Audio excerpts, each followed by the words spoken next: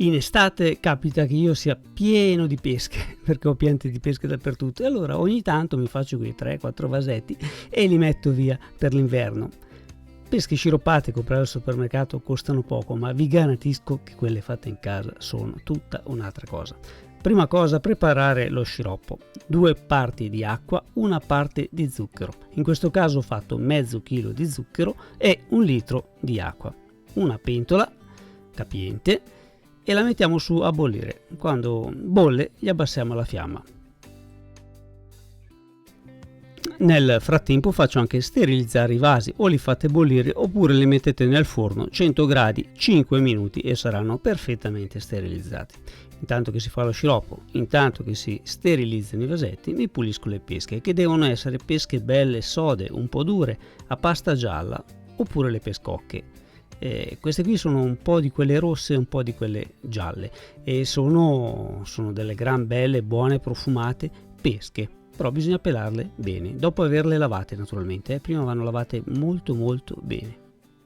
Poi si tagliano a pezzi grossi, volendo le potete fare a cubetti piccoli oppure le potete fare anche a metà se riuscite a tagliarle. Io ho preferito farle a pezzettoni, da ogni pesca ho ricavato circa 3 o 4 pezzi. Che poi alla fine sono 5 minuti di lavoro, ci vuole davvero poco a farlo. 3 ingredienti: pesche, lo zucchero e un pochino di acqua. Mi sembra facilissimo, però bisogna avere qualche accortezza nello sterilizzare e nel mettere sottovuoto le pesche. Quindi ora si può fare anche a freddo sto lavoro, ma io mi sento più tranquillo se le faccio bollire. Il risultato è comunque ottimo, anzi forse anche migliore.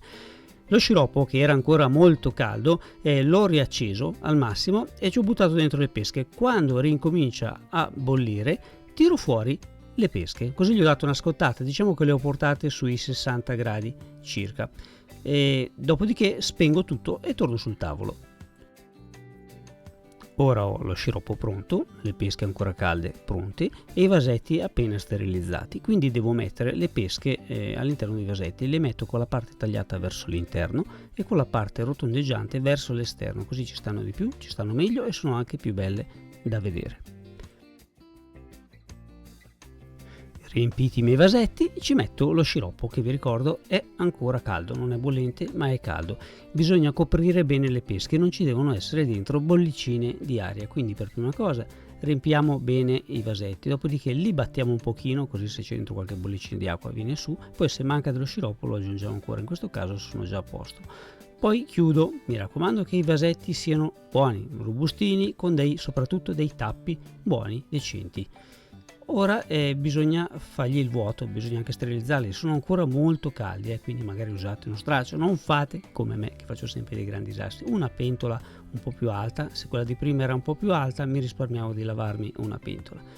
Con dentro già dell'acqua tiepida, perché i vasetti sono già caldi, quindi dell'acqua già caldina, ci metto sotto un pezzo di cartone o un tovagliolo piegato e ci metto dentro i miei vasetti. Nel frattempo ho già acceso il fornello a palla a fuoco.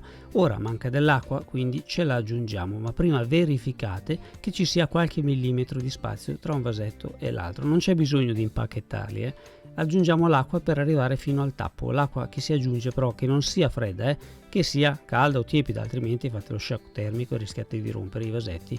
Portiamo in ebollizione, facciamo bollire. Da quando comincia a bollire calcolate 3 minuti di orologio. Poi dopo passati i 3 minuti tirate via la pentola dal fuoco, la lasciate lì un paio di minuti giusto che insomma non vi scottate, tirate fuori i vasetti e avete finito di fare le pesche sciroppate. Io penso di aver proprio semplificato al massimo questa ricetta, che è comunque già semplice di suo. Vi aspetto qui sotto in descrizione, dove c'è scritto comunque la ricetta scritta bene per esteso e tante cose interessanti, tutte per voi. Ciao a tutti da Gabriele, alla prossima.